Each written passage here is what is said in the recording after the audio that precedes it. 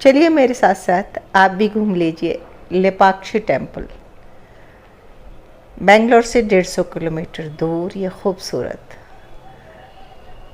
कला का नमूना है ये टेम्पल। नमस्कार मित्रों, मैं ममता वाजपेयी भोपाल से मेरे चैनल पर आपका स्वागत है। लीजिए मैं फिर हाजिर हूँ नए वीडियो के साथ, और इन दिनों बेंगलोर में घूम रही हूँ, तो जो घूम रही हूँ आपसे शेयर कर रही हूँ। पीछे आप बैकग्राउंड में पटाखों की आवाज़ सुन रहे हैं। आज गोवर्धन का त्यौहार है और पटाखे चल रहे हैं। ये है गरुड़ भगवान, गरुड़ टेम्पल है यहाँ, शिव जी का टेम्पल है। और ये नंदी हैं, शिव हैं तो नंदी होंगे ही। और हमारी जो भारतीय कलाकृति की जो धरोहर है वो आपको यहाँ देखने को मिलेगी। एक बड़ी चट्टान है, देखिए आप, बहुत विशाल चट्टान में उकेर कर बनाए हैं शिव। और ये भी एक सिंगल चट्टान है जिसे काट कर इतने सुंदर नंदी बनाए गए हैं। और ये भी एक चट्टान है जिस पर काट कर गरुड़ भगवान। ये वो जगह है जहाँ सीता हरण के साथ जटायु से रावण का युद्ध हुआ था, तो ये जटायु है एक्चुअली।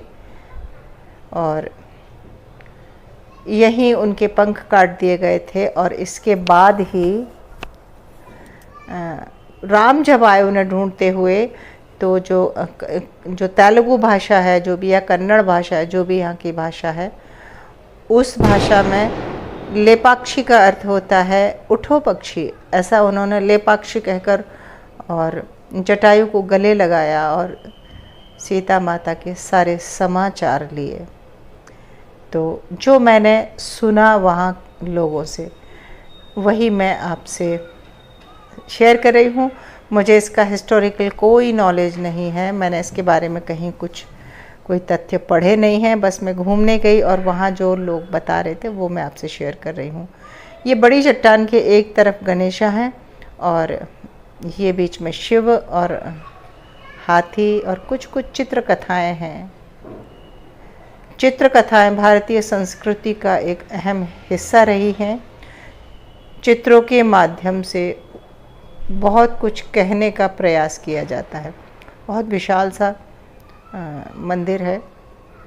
और जैसा कि समझ में आया कि ये जो पत्थर है ये ग्रेनाइट, सॉफ्ट ग्रेनाइट स्टोन है, क्योंकि ऐसे ग्रेनाइट तो बहुत हार्ड होता है, उस पर काम करना मुश्किल होता है। पर जो भी पत्थर है ये, इस पे काम थोड़ा रफ ही है।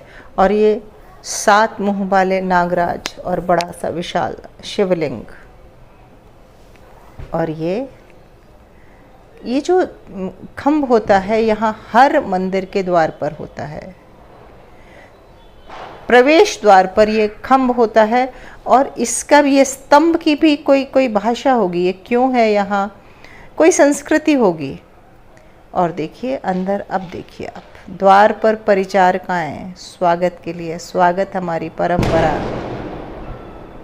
और जो भी पिलर हैं वो अद्भुत नक्काशी से भरपूर है। अगर आप गौर से देखना चाहेंगे ना, तो बस देखते रहिए घंटों।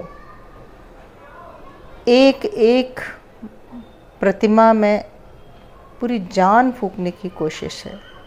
और ऐसी असंख्य प्रतिमाएं हैं, विष्णु, शिव, पार्वती और ऋषि मुनि, परिचारिकाएं, और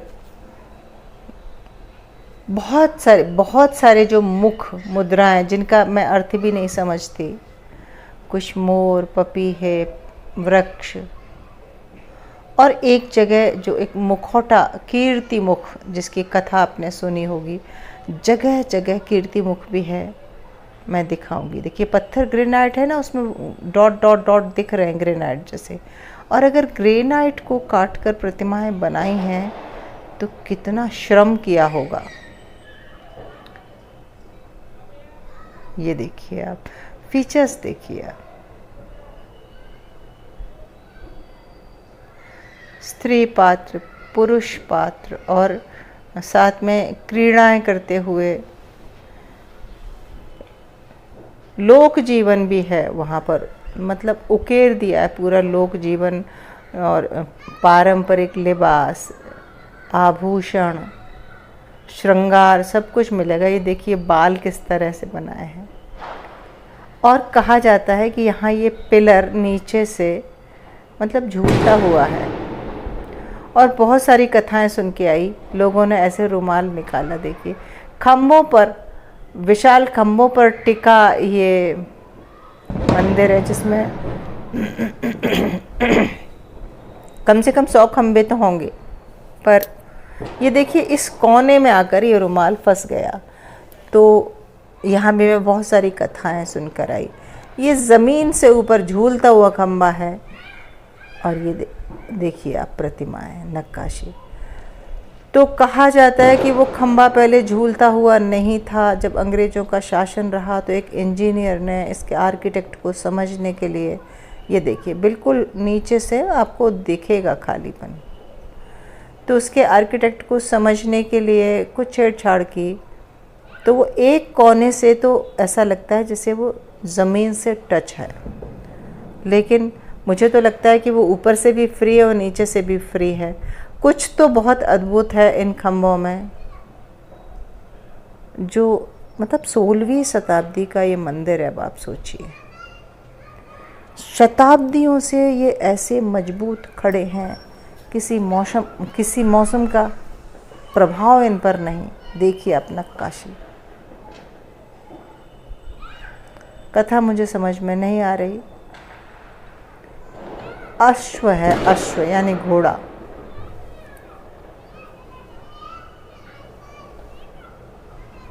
और एक स्त्री सवार है घोड़े पर, लेकिन घोड़े का जो देखिए पैर है वो दूसरी लेटी हुई स्त्री के ऊपर है। कुछ तो कथा है यहाँ। और जो ऊपर की छत है वो देख रेख के अभाव में रंग उड़ गए हैं। जब ये बनाया होगा अपनी मतलब अद्भुत सौंदर्य का नमूना रहा होगा। ये शायद कीर्तिमुख हैं।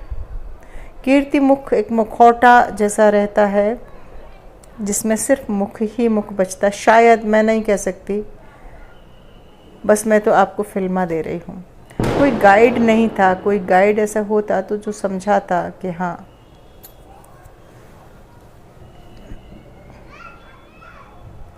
तब बात अलग होती।